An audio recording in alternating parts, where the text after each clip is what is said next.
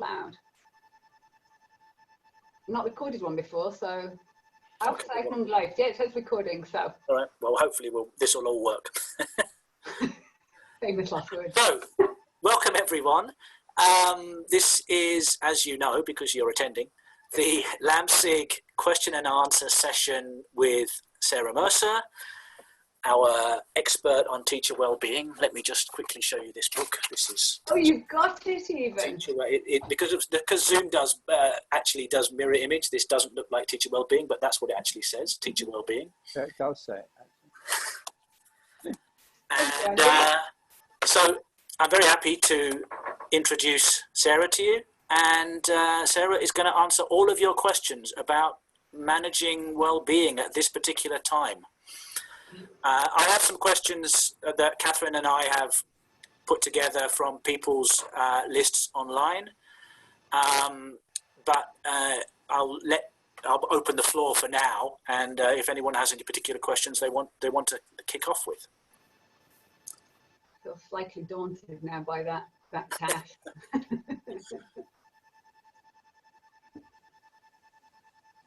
Hi, Sarah. Can you hear me? I can indeed, George. How are you doing? I'm doing very well. All the better for seeing you. Yeah, nice to see you. Can I just start with a question about, we've got teacher wellbeing and we've got manager wellbeing. Presumably those two things are interconnected.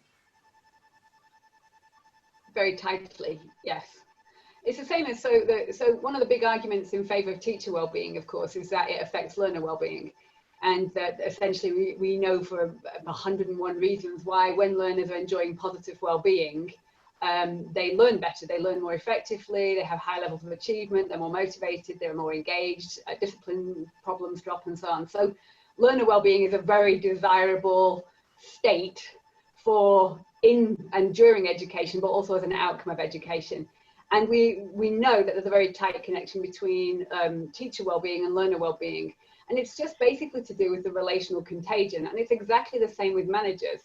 So when we're looking at staff well-being, it's also part of a chain, if you like, well, part of an ecology really. But when you look at manager well-being, so one of the things that struck me about the questions that Andy sent to me, and it was lovely, but a little bit worrying, was that everybody was asking me how to ensure staff well-being, which is great. And it's lovely that there's that focus on looking after staff because they really need it right now. But you have to start with the managers. The managers need to be looking after their well-being and taking care of themselves and making sure that because it's a lot to cope with at the moment. I'm also, it's not the same as managing a language school, and I haven't got any existential issues, which I know are a big problem at the moment in language education, but I run a department, and you can't be there for everybody else and help them and support them and give them the positive support that they need if you're completely burned out and you're frazzled and you're anxious yourself. So it's for me, it has to start with the managers, and it's almost a sort of drop-down effect through the whole system. And like I said, it was very telling that the questions that Andy gave to me were primarily about boosting staff well-being, which is wonderful, but it has to start with the managers as well. Cheers, thanks. Anybody else? I've got a whole host of stuff that Andy's given me. If nobody wants to, I can rant for about well-being for hours. That's not an issue. Well, I followed up in the chat box about. Sorry, Sarah, I was just wondering, differentiating managers and staff. Why would we do that? Why would they not be considered in terms of well-being as equally deserving of attention? Because their relationship is with more people in the network. So if you think about social networks and what social networks look like, there are what we call hubs. Mm-hmm. And these are people in a social network that are particularly influential because they're related to everybody else. They're in some kind of position of influence. Okay. And so when you look at a classroom as a social network, the teacher is particularly influential because it's a hub. So all the relationships go through the teacher. Every learner is related to the teacher, and that's the same with the manager. So a director of a school or a manager is a hub in the social network of a school, meaning that their influence is greater than a single teacher. So they are fundamentally part of the team, but in fact, they're the hub of the team, just relationally speaking. And so their contagion, their influence on the network is greater than other teachers, other individual teachers. But you do find also that there are particular teachers that are very well socially connected, and they'll be very influential as well. But you know from your own teaching, from group dynamics, you know that there's some learners that have a huge impact on a big fraction of the class, and you know that if you get that learner on board, you've got the group dynamics more under control. And it's the same thing. It's just looking at, if you look at these kind of what social network images look like in sociographs, and basically it's just looking where the really influential people are in terms of relational spread, and that usually is managers.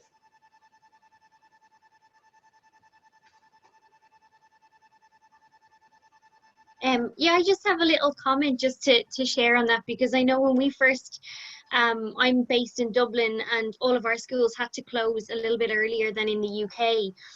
We got like 24 hours notice, and so the first kind of week or two I was super frazzled and, you know, just working non-stop, and I kind of just got to a point where I said, hang on a second, I need to reevaluate, reassess this.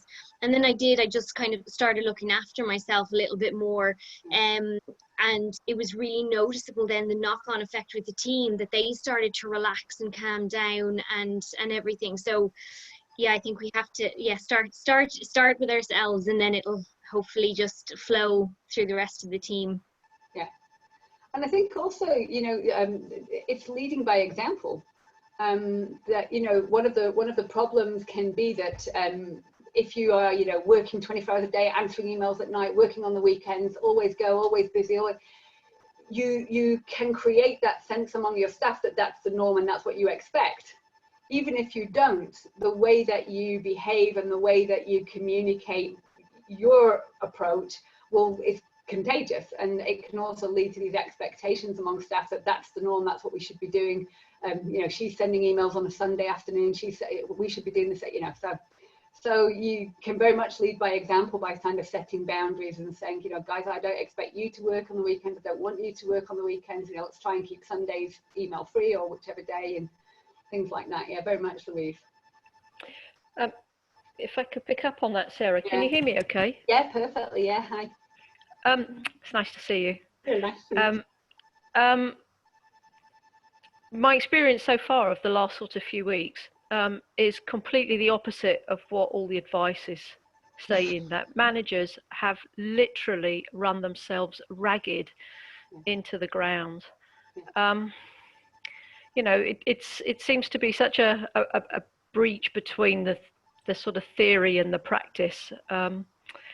What could you kind of, what can we do? What can we do to make a difference to try and change that? Are they going to just literally collapse with complete and utter fatigue? They've always worked hard, but now it's, you know, they're working literally non-stop. Well, I've got to say there's a few things that are happening. This is completely unprecedented. So we don't have any models to go on. And there are a few things. So you probably know that we're doing this research at the moment. And one of the things that's interesting for me is what we're going through at the moment is a dictionary definition of trauma. So having all your normality called into question, everything that you were secure about, confident about, that you were sure worked, and that's how life is, all of that has been thrown up in the air. You've got massive uncertainty about how things are going to be in the future. And it is literally the dictionary definition of trauma. And yet nobody in education is giving people the space to acknowledge that. You know, as staff or as learners, and we're just trying to carry on as if this is normal, and there's, you know, nothing about this is normal. And but people literally need time to process those emotions. So all of that is going on as a background to the absolute rocketing amount of work that everybody's experienced. You know, Andy and I were chatting before you came on, my work's quadrupled, and I seem to be, it's like I'm running through treacle. I'm running like the clappers and going nowhere. And, but, so, you know, there's a few things that are kicking in here. One, nobody, in my view, particularly in education, we're trying to plug gaps and fill a leaky ship, sometimes with poor resources that are not really designed for what we're trying to do. No training, no preparation. Louise said you were given 24 hours to go to online. And nobody's actually giving anybody the space to recognize that actually this is all happening is extremely traumatic for everybody. And people will respond to that trauma in different ways. So people need a little bit of space to just deal with that first, before we talk about the work volume that has rocketed. I think one of the things that is being talked a little bit about is that, particularly for educators, there's a sense of guilt that you're not there, that you're not in class, that you're not with your learners, that you're not in your school. So people are overcompensating and doing way more than is actually appropriate or necessary even. And particularly in online learning and online teaching, less is more. And that's without the backdrop of everybody going through trauma. Yeah. So, you know, everything says we should just be cutting down on everything, less of everything, just to slow down, less input, less marking, less testing, less input, less teaching, and more space for everybody. And I know that's easier said than done, but if we can sort of acknowledge and say, you know what, this is a traumatic time and people need space for that. And we don't need to overcompensate. It's a different type of learning and it's a different situation. It's not permanent. It's not like this forever. And you're not being judged on what happens now. We do the best we can and just take away some of those pressures that I think we're putting on ourselves as much as anything else, with really good intentions, because people want to overcompensate for this feeling of I'm not there, I'm not doing what I should be doing. But pretty much every teacher and manager that I have spoken to is working double the hours at the moment. I don't know if that really, it probably doesn't really help any in a sense that, but you know, what the hell do I know? This is all new for me as well. So I'm just, you know, I'm making this up as I go along as well. But I spoke with we had a team. So I've been trying to keep the meetings down, and we just have a meeting where there's no agenda. And we just kind of get together, hang out, and people can come along with a glass of wine or a G&T if they think it helps, and just share experiences of teaching, what they've been doing, how they're dealing with testing, what ideas they've got, what they found, just sharing resources with no formal agenda, no expectations. And if they come, they come. If they don't want to come, they don't come. So people just pick and choose. And we're having some very open conversation about this is not normal, and it's okay. And I have very explicitly said less is more in this climate for learners and for staff. And nobody's going to judge you as a poor teacher if you give that one less piece of homework to mark. It doesn't matter.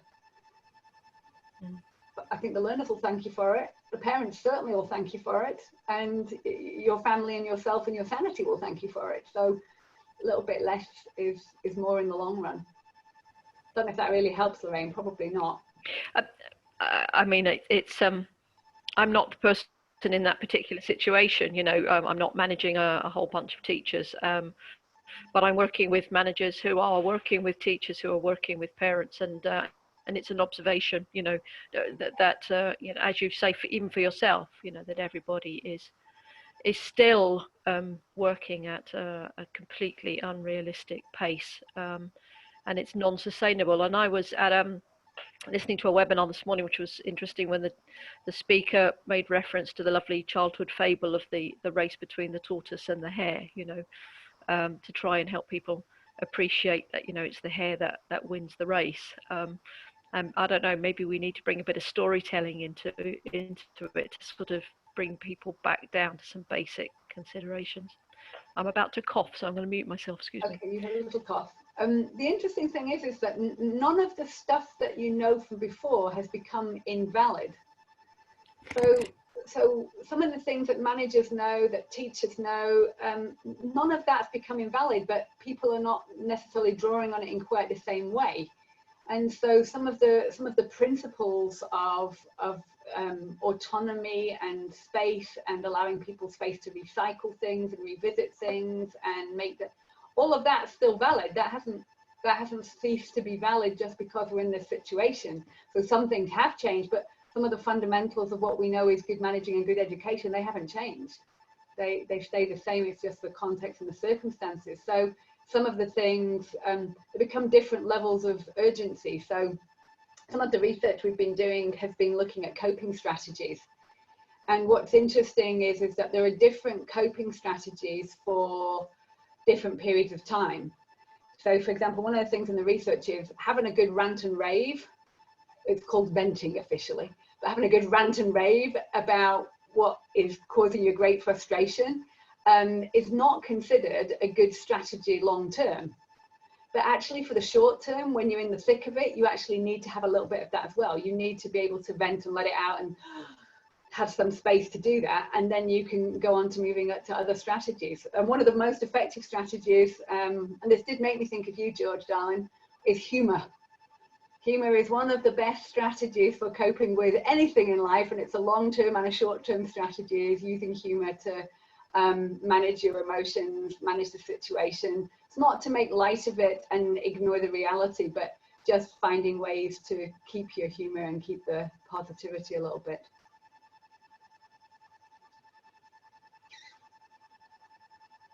Anything else? Shall I tell you a little bit about the research we've been doing? Okay, yeah, Oh, I was going to fantastic. Yeah. So we started the week after lockdown, we decided, or lockdown in Austria, so we were just after you, Lorraine, in Italy. We came about a week or 10 days after you, so we were pretty soon in Europe. We were one of the first to lock down. And I noticed from my own experience that this was extremely stressful. And it's like Louise described, we also had 24 hours to get stuff online, and it was complete madness. And as a researcher interested in well-being, this is a fascinating time to understand. And I need to stress, it's not just to understand the here and now, but anything that we learn now about how people cope with the stresses in the workplace has long-term lessons for us afterwards. So how do people deal, for example, with educational reform and innovations and so on? So the lessons that we learn now are very relevant during the idea of during a trauma and during a period of high stress. But the lessons are not just relevant to now, they should be transferable to in the future when we're talking about dealing with educational reform, dealing with innovation and so on. And so we set up the survey pretty much straight away. Obviously, we had to sort out the ethics and do some piloting. And then we were online fairly quickly with a survey which looked at coping, resilience, well-being, health, particularly coping strategies, which is what we've done with the first paper. And also something called post-traumatic growth. So post-traumatic growth is, so everyone's familiar with post-traumatic stress disorder. And post-traumatic growth is the flip side of it, that it doesn't take away any of the pain and trauma, that still exists, but it's about finding meaning and purpose in the experience. And for some people, and that's very different, some people don't, for some people it's not traumatic, so they don't go through a sense of change and growth. For some people, it's extremely traumatic, but they find that it's very difficult to make any meaning out of it. And for some people, they find it traumatic, but they're able to make some kind of sense and meaning and find some kind of purpose in it. And so we wanted to look at post-traumatic growth if it was already happening. So if people were already starting to say, you know what, this has made me think about this, or this has made me realize that I want to do more of this, or I want to change this or do this differently. So we also put in a measure of post-traumatic growth. So normally you would measure that after an event, and of course this is different. This is growth during trauma as opposed to growth after trauma. And so we've been looking at those kind of things. And really, I suppose in some ways there's not any massive surprises in the quantitative data so far, in that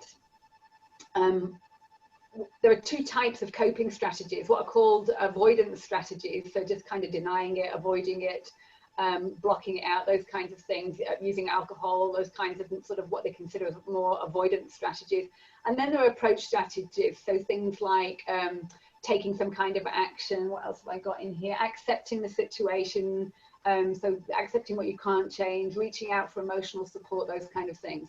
And it's as you would expect, people that were using a higher frequency of approach strategies, coping strategies, have got higher levels of well-being, lower levels of anxiety, lower levels of stress, those kinds of things, and also predictors of post-traumatic growth. And things like humor is a big predictor of growth, and so is, it's classed in the survey as spirituality, but really it's finding meaning in something. So finding doesn't mean spirituality necessarily in the religious sense, but finding some kind of meaning in what you do, some kind of purpose in that. And then we are also accompanying it with interviews with some teachers. We've got 2 teachers in Italy, 2 teachers in Austria, 2 teachers in America, and now only 1 teacher in Chile. And we're just talking with them every 2 weeks. They're keeping little diaries, and we're just talking about their experience of teaching and how they're experiencing it, what they're doing to cope, what things are causing them stress, what things are demanding, and those kinds of things. And that's very interesting to note, and I'd be interested to see how you feel, because you're all in different stages of lockdown. Is a lot of them report going through stages. So a little bit like we talk about culture shock, that you go through these stages, that being in lockdown is a little bit like that. You go through these different stages. I'm actually worrying about, I'm going to have reverse culture shock when I actually have to go back out in the world and go to work again. I think I'm going to have some of the reverse culture shock, I think. But there are sort of stages that you go through. And the different stages, as with, culture shock and so on, these different stages require different sets of strategies. So the long-term strategies are not necessarily what you need in the thick of the moment when you're just trying to deal with the immediacy of the situation. You need to be using different strategies then. So it's a little bit more complex than, it's not like there are good and bad strategies. There are different strategies for different times, but generally avoidance strategies are not going to help in the long run. But when you're in the thick of a trauma and you're emotionally extremely strained, if you want to just lose yourself in a film and have maybe just one glass of wine, I'm talking about a whole bottle, but a glass of wine and a bit of chocolate and watch a good film, that's perfectly okay as a short-term coping strategy. It's not the long-term solution to things, but it's perfectly okay in the short term. I've actually heard, I've spoken to a couple of people who've said they're treating this whole experience like an intercultural experience. And they've decided that I'm in a new culture now, I'm in a new place, and I have experience of this, going to a new country and not really understanding how things work. And so I'm trying to treat it like that. And I think that was an interesting strategy that I'm not sure if they initially saw it as a strategy, but they realized that had some similarities to that kind of culture shock stuff that you talked about. Yeah, it just came up very clearly because people talked about the different stages that they went through. The initial grief and shock and disillusionment and confusion and so on, and then starting to get used to it, working out how some of the things are starting to feel comfortable about things. One of the interesting things, because I'm a post-it note queen, and I love to plan and I like everything laid out. And one of the things we found is that in this data at the moment, which is quite unusual, is planning is not predictive, as it would normally be, of positive well-being. And of course, probably a reason for that is you can't plan at the moment. You can't plan anything. And this great uncertainty. So normally planning, for example, is considered a very positive coping strategy, but it's not working in our data at the moment. It doesn't predict at all well-being. And that makes sense when you think about the situation that we're all in. If you can't plan for anything. So, you're dealing with a bit of a different situation. But it just came out, Andy, in how people talked about these phases that they were going through. And we could see it because the Italian teachers were in a different phase. And the Americans were not yet there at the beginning when we started this. You could almost predict from what the Italians were going through what was going to happen. The Americans are not there yet, but they're going to be shortly. And also when I've got, Lorraine, knowing where you guys are in Italy, I knew that we were going to be there a week or two later because the time frame's relatively tight, but the change, there is a difference between week 2 and week 5. They feel psychologically and emotionally qualitatively different. But I think that's really interesting, Andy, and I've just made a note because it's a good analogy, and it's quite a positive thing because it does remind you that you've got experiences you can draw on. One of the things we've noticed with teachers that's distressing is they're starting to doubt all their competence as a teacher. Because, these are people who are experienced teachers who've been teaching for a long time, but they're starting to doubt, I don't know how to teach, and it throws you back to being a novice teacher again. And it's so important to remind yourself, you've still got a lot of those skills, you're just in a different setting. You're still a fabulous teacher, you were a fabulous teacher before, and that hasn't gone. You just need to remind yourself of the things that you can do and tweak that in the surroundings that you find yourself in. But it's understandable why a lot of teachers are starting to doubt their competence, and it's very unsettling. One of the biggest threats to well-being is your lack of confidence, a lack of self-efficacy and self-esteem, and throwing yourself back from being a confident teacher with 20 years experience to feeling like a novice again is not much fun. Yeah, and I'm finding managers are feeling the same way. Of course. Yeah. And it's what's fascinating for me is, we've been reading a lot in the literature and, about leadership and leadership models over the last 10, 12 years. They're sort of you know, nobody's got the answers. We're all kind of dealing with complexity, and the, you know, and therefore we should all be learners. And so many leaders have struggled to kind of take that on board, and I've sort of thought, you know, well, it's still about sort of, you know, continuing to lead the way I've always led, or teach the way I've always taught.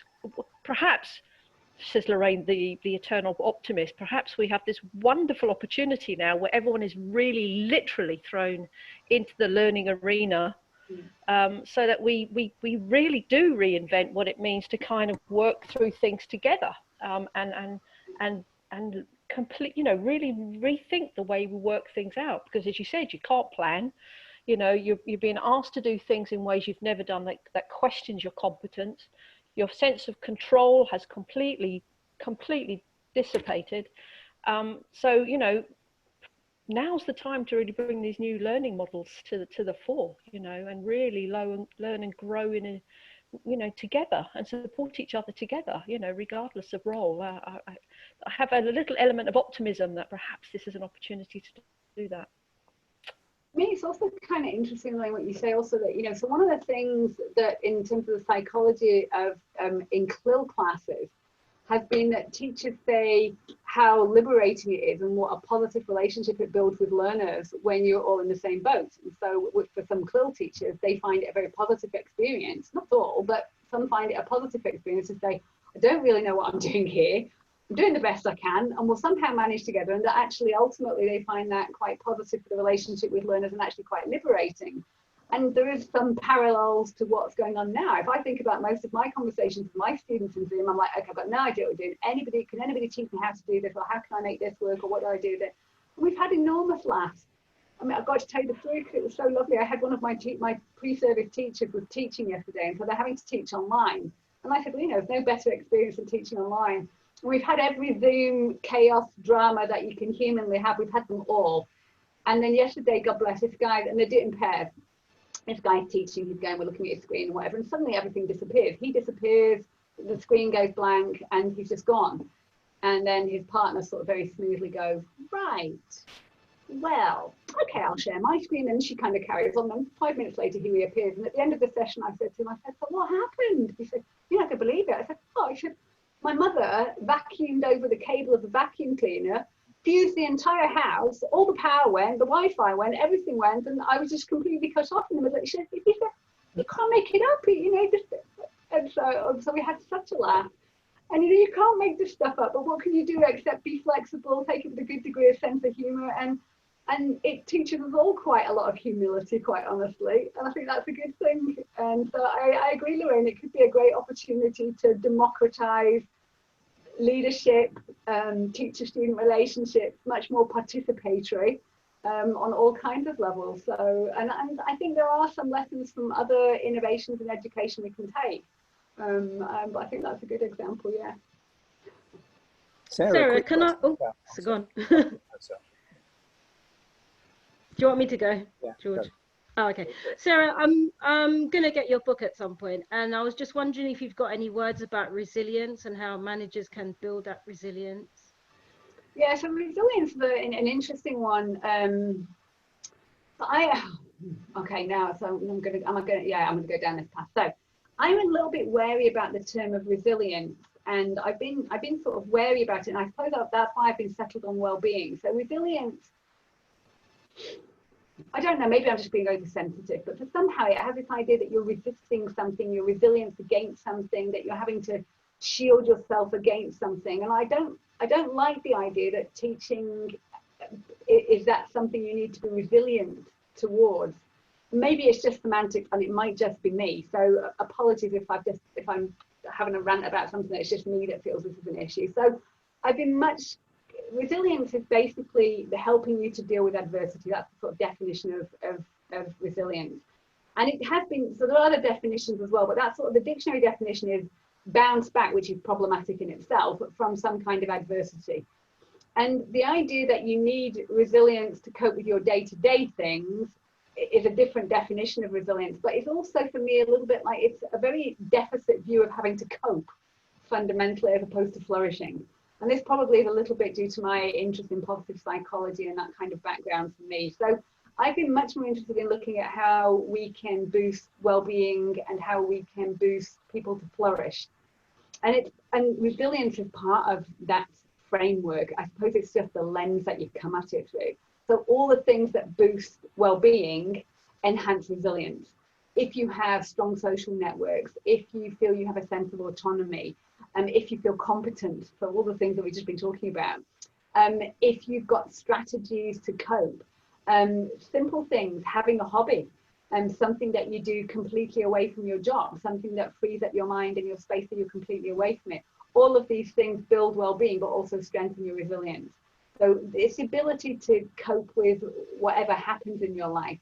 But the point of positive psychology is that psychology looks at if you're at -5, it's how to get you up to 0. And for me, resilience has that implication that we're trying to get you back up from what problem you're dealing with. And a well-being approach, positive psychology says, well, we want everyone to be moving to +5. Just coming back to 0 isn't under, it's only part of the equation. That's just dealing with part of the point. It doesn't say how everybody can be performing to their very best and their happiest. And so, yeah, I don't know myself. No, it's just really interesting because for me, it's quite a neutral kind of term. It can be seen as positive or negative. So I don't have a leaning towards one way or the other. It's just very interesting that this concept is being talked about during these times, of course. Very much so. And I don't think I think it may just be me, to be fair, that's having a bit of a think about this. But I think it's maybe because of this strong positive psychology background that I feel there is a bit of a difference between talking about coping and being resilient and flourishing. For me, there's a difference. And I would want us to be going beyond just coping. I want us to be flourishing and having high levels of well-being. But fundamentally, they're just maybe two slightly different viewpoints on a very, very similar thing. We measured both of them in the survey. We have a resilience scale, but we also measured well-being. So well-being, resilience is just kind of coping with the adversity, but well-being is a sense of, so we take a more eudaimonic view, which is not just the hedonistic view, but looking at positive emotions, sense of engagement, positive relationships, finding meaning in what you do, and taking a sense of accomplishment from your work. And that kind of view of well-being highlights that there's a lot more that contributes to you being happy in the workplace than just coping with the problems. It's about finding that you've got a positive work climate, that you've got good relationships, you've got people you can reach out to, that you can talk to, that you take a sense of meaning out of your job, that you find purpose in what you do, and that you can connect what you're doing to the big picture, as it were. And I think that's maybe the difference in perspective that I have, is that it's more than just coping. Perhaps at the moment, maybe it's like this sense of just coping is enough at the moment, but it's perhaps more than that if you're looking for well-being and flourishing. I don't know if that helps answer. I think it is interesting the language that's being used about COVID-19. A lot of it is the language of the military, fighting against the enemy, combating. We even had a prime minister 2 days ago talking about COVID, the virus, as a mugger and wrestling it to the ground. And, it's in the air. And as you say, from a positive psychology point of view, to some degrees, it's coming up with the wrong metaphors to describe what's happening, I find. I think it just the danger is that it just exacerbates what's already a problem. So I don't think anyone's denying that what's going on is traumatic. That's a fact, but you don't need to make it any worse than it already is. And there are some. What was really? I should tell you this because this is actually really important. After we'd had the survey out so on the end of the survey, we had a question that said something like, if you've got any comments or anything that you want to help us understand your situation, please comment here. Literally everybody virtually did. There's a desperate need for people to talk. So we've got, pages and pages of comments. But somebody wrote to me very specifically and said, why have you not asked about the positive things? Because there are positive things coming out of this experience. And I thought, crumbs, and we call ourselves positive psychologists. Well, that just goes to show how bloody ignorant we are. And she was absolutely right. And it was even, and the stupid thing is, it was even in the interview data. So the teachers were talking also about things that were actually quite positive about this. So we then changed the survey partway through, and the survey's still going at the moment. We haven't closed the survey down, so we took the first 650 questionnaires and used that for the first paper just to have a look what's going on, but it's still open and we'll work with the rest of the data later. And we added a question about what's known in psychology as uplift. So what kind of uplifts, positive experiences are you finding during the time? And there's a massive amount of stuff that people are talking about when you look for it or when you think of it. In one of the teachers that I'm working with at the moment said, I love that I don't have the hectic start to my day. I have breakfast with my family, she said, and that used to just happen on weekends. And now me, my husband, my kids, we sit down, we have breakfast, we have a little bit of a chat together, and then we have to go on. And okay, that's not so great, some of the stuff during the day, but breakfast has turned into a lovely part of our day for everybody. We breakfast together and we enjoy it. So there is that, you know, nobody's denying or trying to play down the trauma and the negativity that is surrounding this experience for a lot of people. And of course, you know, the health concerns. So one of the big things that comes out, one of the massive stressors was being concerned for your own health and your family's health. So that was one of the major stressors. So nobody's denying that, but there are also the positives when you look for them. And when I think about Marichel's question, that's exactly what boosts your well-being and resilience, is not losing sight of the positives as well. Not denying the negatives, but recognizing that there's some positives as well. And Michelle's put the not commuting. Me too. I love it. I love not having to commute. That's a joy. And that's why I wasn't joking when I said I'm going to have reverse culture shock. When they say I have to get back in the car and drive to work, I'm like, oh no, really? So, you know, there is that element to it. Can I say something about SMART? Because we're all managers, you see, and we all think we know what SMART objectives are. But then I listened to someone called Tammy, who is your co-author, and she seemed to be coming up with a totally different SMART model. Are you? Yeah, we do.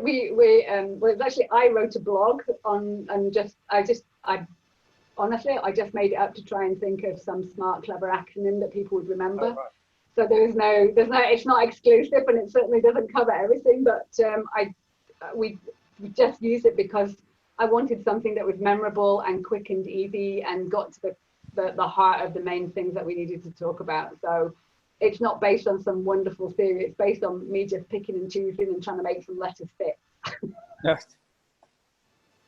Because I can remember SMART, but I can't remember what it stands for. I can tell you it stands for self, paying attention to self. It stands for motivation, being active, relationships, and time. Brilliant. So paying attention to yourself, so it's okay to pay attention to yourself, and you should. And that motivation goes up and down, but there are things you can do to foster and protect and look after your motivation. And being active is a good thing, but also being active physically, you know, looking at your physical well-being, but also being active in things that you enjoy, that give you pleasure. Relationships at the workplace, with your students, in the home, they need looking after at the moment particularly. And then time, managing your time. So one of the big problems for most teachers at the moment is the physical and temporal boundaries between the personal and professional have dissolved. And for some people that's okay. So some people can actually, there's something called the spillover crossover model, and about boundaries between the personal and professional. And for some people, ironically, but not the majority, but for some people, having blurry boundaries makes life more manageable for them. They actually find it easier. But for many people, and particularly I think in education, it can just completely take over your life, so you become very one-dimensional.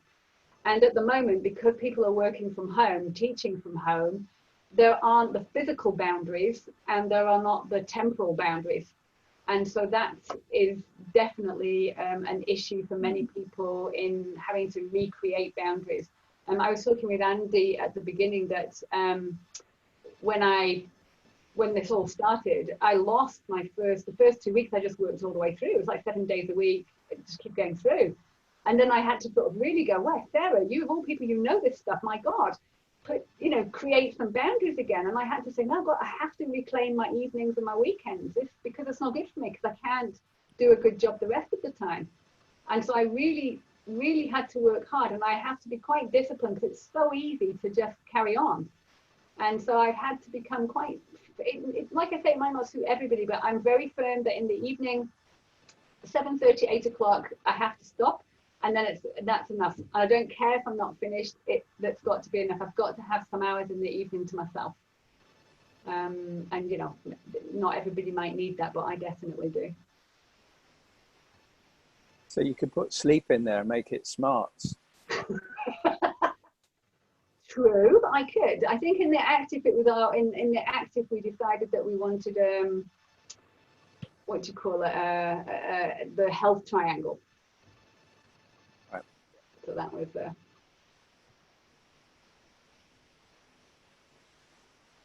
I'm just. Any other questions for Sarah? Anybody here?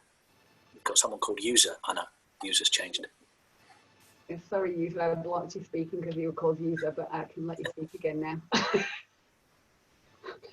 Didn't really want to.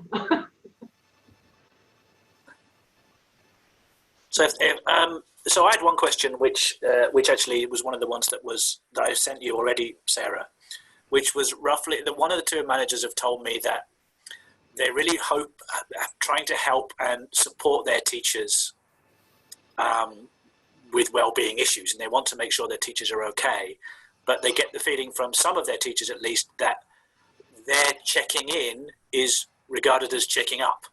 It's like someone coming up and saying, well, you know, what are you doing, rather than how are you doing, you know, and they want to find a way to support their teachers without making the teachers feel like they're being monitored or checked or micromanaged or whatever. And I think I mean, the impression I got from the couple of people who mentioned it to me was that the problem was some kind of communication gap between them. You know, this is what I want to do. I want to help you, but I was getting we're being hit with this kind of just leave me alone, that kind of feeling. Yeah, I wish I had a magic answer to that. I remember reading that question, Andy, and thinking, God, I actually don't know what to say to that. I mean, I think what you said was very much one of the key things about any relationship in the workplace is open communication and honest communication, and that is always going to be the best way of approaching anything. Is literally saying, I'm not checking up on you. I don't want you to report on what you're doing. I trust you completely with your teaching. You don't need to tell me anything about your teaching. I just want to see if there's anything I can do for you. Can I give you any support to help your work make it easier and to help you manage your work? Is there anything that I can do for you? So I don't have an easy solution for that, except that any problems in the workplace tend to be able to be traced back to miscommunication. And the more open and the more, I think at this time we need to be quite direct, saying, I'm just getting in touch. I just want to communicate with you. I'm not in any way wanting to know if, you know, I'm not checking up on you, but I'm just wanting to see if I can do anything for you. Can I offer you any support? I'm there to support you, you know. And I think that's one of the key things, isn't it? That we don't want teachers to feel like they're providing a service for us, but that we're providing a service for them. We're there to support them. What can we do for you? And somehow I just think the open communication is probably the best way of going about that. But maybe there are people here who've got their own experiences who can make suggestions better than I can, probably. I think it's all to do with the bigger issue of trust, isn't it? And the relationship that you have with your teachers anyway. I think if you've got a bit of a suspicious kind of environment, it'll be really difficult, having been thrown into this new online situation, to suddenly change the sort of atmosphere or the ambience of your teaching situation, your managing situation. I think it is all to do with how your teachers see you as a manager, whether they trust the way that you manage and that your motivations are altruistic or not, really, I think. To support what Jenny's just said, I do think sometimes I've heard from people that their manager has suddenly said, I want to have a one-to-one call with you tomorrow, but they've not told them what the call is about. So the teacher has turned up worrying about what the call might be about, rather than the manager making it clear this is a check-in to check that you're okay. And that's the purpose of it. And I would agree. I was going to say the same thing as Jenny and support what George is saying. I suppose a third dimension to it takes us back to what you said a little earlier on, Sarah, about teachers feeling like they're novices again. So, so a whole element of insecurity about feeling that they don't want to admit that they're struggling, or don't want to be seen that they're struggling, or so that's another dimension to it too, I imagine. I think there's a huge amount of insecurity among teachers, and you know, even some of the teachers I'm talking to have got like 30-something years teaching experience, or perhaps particularly the ones with 30-something years teaching experience are just suddenly so unnerved and so unsure and so stressed. And my heart goes out to them, because these are dedicated educators who want to be doing the best, and they suddenly feel that they can't, or that they're not. And so I think that puts them on edge, and possibly, Andy, makes them oversensitive to start with, because they're feeling maybe defensive and protective.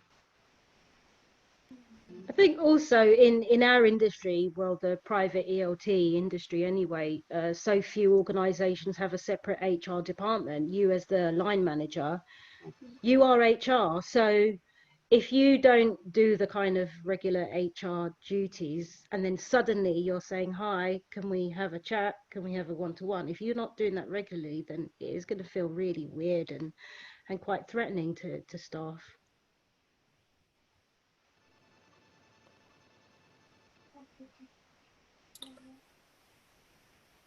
I'm thinking of coming up with a theory of management by surfing around. So I don't know if you know, Sarah, but there is this management theory, which is management by walking around, which is going around basically keeping up to date with people, going around checking in, how are you doing, and walking around the staff room, or walking around by the photocopier, or wherever teachers congregate, and with students too.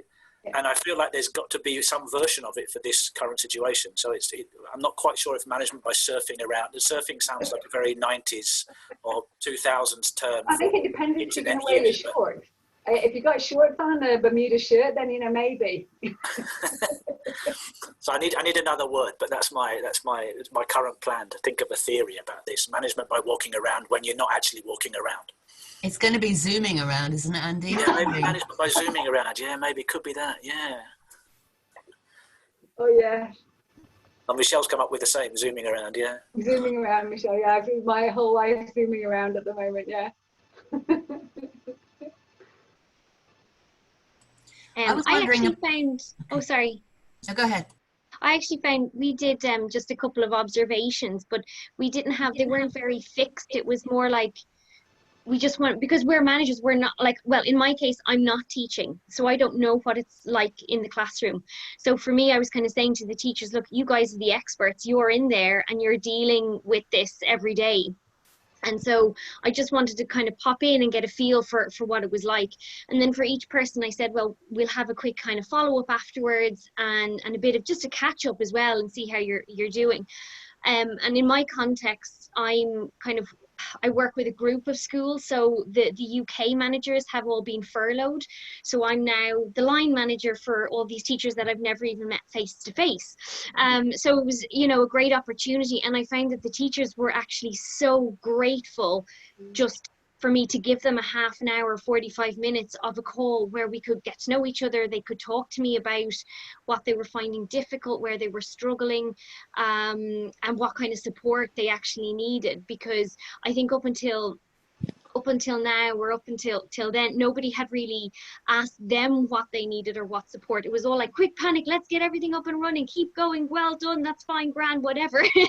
And then it was kind of, now that things had kind of calmed down and people were getting into a routine, it was a case of, okay, what can we do, how can we help? So yeah, I find that they actually really, really appreciated that one-to-one time. I think that's one of the bigger pieces of advice that we usually is given about group dynamics, because one of the things Andy asked about was group dynamics, and so I had a little look at what kind of advice is given, and making those time for those personal interactions and a little chat, and just, it's the stuff like George said, you know, if you're walking around, or if you're in the hallway and you take time for a little micro conversation, a little chat, just how you doing, and that needs to be maintained for the relationship quality and care. And it's just hard when you're doing it online like this, but it's important to do that.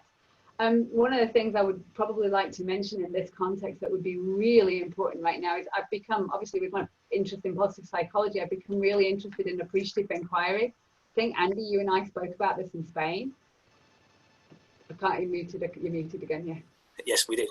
We did, okay, we did. So I'm so passionately interested in this, and the appreciative inquiry is normally any kind of evaluations, assessments, observations, and so on. And there's no reflection on you, Louise, not at all. This was just something that came to my mind. There tends to be a deficit view. So what are you doing? This is nice, but this is what you need to improve. So there's usually a sort of hidden agenda, or not so hidden sometimes, where the observation or the evaluation, or why we're talking about your teaching, is we're going to say, yeah, this is nice, and then there's an enormous but, and then we tell you everything that you have to improve. And appreciative inquiry takes quite a different view of this and says, I'm just going to tell you what you did brilliantly. I'm just going to tell you what you did well. I'm just going to talk, we're not going to talk about anything else. We're just going to talk about the things that you did well. And there's a lovely book and a lovely story about this woman who, she was working with pre-service teachers, and the pre-service teacher did a session. She came in all tearful and upset. And she said, I did this went wrong and this went wrong. And it was one of those sort of 80%, 20% things. And she said, okay, now tell me what went right. And she had to work so hard to tell her mentor what had gone well, because she was so focused on those things that went wrong. Of course, things go wrong. I mean, nobody in this room that hasn't taught where at the end of it you think, well, that was pants. And then you pick out what you did really badly and what you didn't do. But there's always good stuff as well. So appreciative inquiry is saying, okay, let's just focus on what you did well, what your strengths are, what went really well. How can we build on that? How can we do more of that good stuff? How can we build and expand on that and do more of that next time? So no deficit view, no problem-oriented view, no deficit view, but just saying, what did you do well? What are your strengths? What are you happy with? How can we do more of that next time? And I think particularly at the moment, that would be so important for teachers to take an appreciative inquiry view of what they're doing.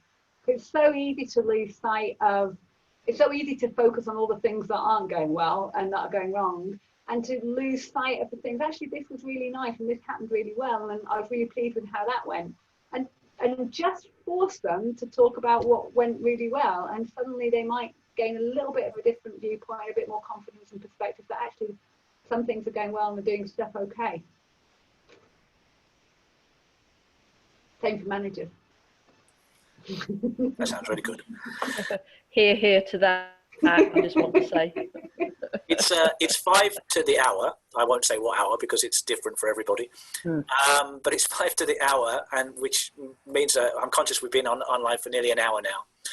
And I want to be cognizant of Sarah's well-being as well as everybody else's.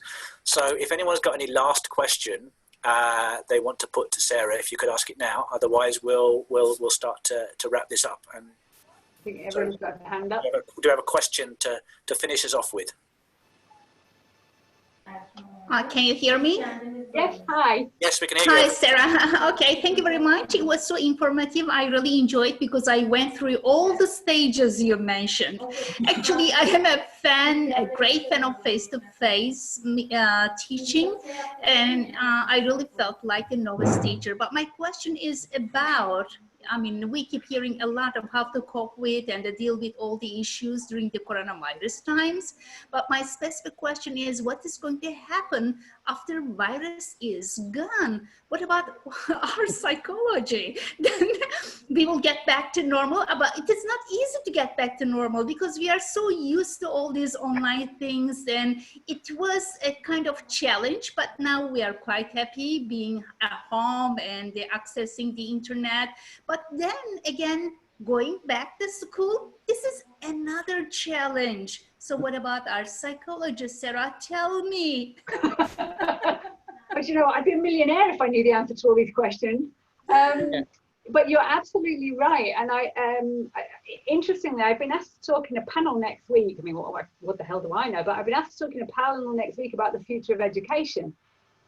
Generally the future of education. And I think this is one of those, you know, if you're interested in complex dynamic system theory, this is a perturbation in the system. This is a disturbance in the system that is going to lead to some kinds of changes. Things will not go back to the way they were before. Some things will, but the whole system has gone through such a radical shake-up that some things will change. And you know, the whole point of complex dynamic systems theory is it's very hard to predict what those things will be. It's not an infinite range of things. We're not going to go back to, you know, blackboard and chalk, and it's not going to go. But exactly what path this takes will be very hard to predict, but some things will change. I think I've got things that I would wish and I would hope for. I'd hope that education is more greatly appreciated. I get quite upset at the moment when we talk about key workers and appreciating key workers, and some people don't mention teachers at all. That just blows my mind. I mean, educators have, with no training, no prep, no resources, and as Louise said, overnight managed to just get the system up and running and keep everything going. And some people have got kids at home, families at home, and they're still managing to teach and do everything. Bloody hell, that's fantastic. And so I think, I'm hoping that there's a greater appreciation of education and educators and what they're doing generally. And I mean that in terms of status globally, also language educators.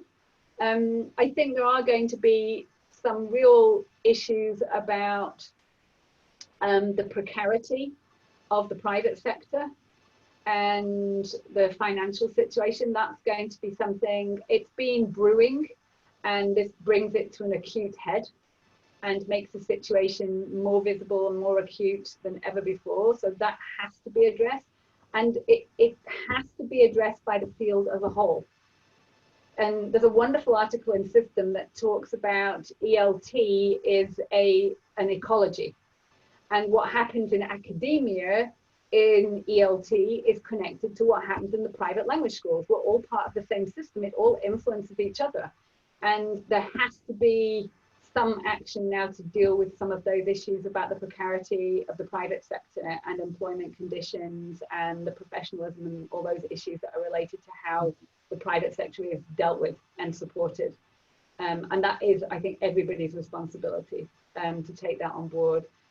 So I think there's those kind of issues specific to our field. I think the digital technologies, people have learned to appreciate face-to-face teaching again, but there will be changes. There are a lot of options with digital resources and online teaching and online resources. So I think people may have expanded their teaching palette. It's not one or the other. It's not you do this or you do that. It's that every good teacher has a palette of teaching methodologies and options, and maybe that has broadened as a result of what's happened now. And it doesn't mean it will be all one or all the other, but there are options that we can explore and expand there. Interestingly, something that has been something that came up in our interviews is some learners are flourishing in this environment. And these are learners who didn't flourish at school, that struggled in school, that were outsiders or quiet or shy, or there were issues, and now they're absolutely flourishing in this environment. So that understanding the holistic view of the whole child, what are some of the issues involved? Why are these kids flourishing in this environment, not that environment? Maybe there are different ways of approaching education. If we could loosen up our understanding of education, I think that would be very healthy for us all to move forward. And I think the professionalism of teachers needs to be recognised and supported. That's essential to the well-being. And I mean that not just in terms of teachers, but also managers, the whole system. I think that would be a very important step.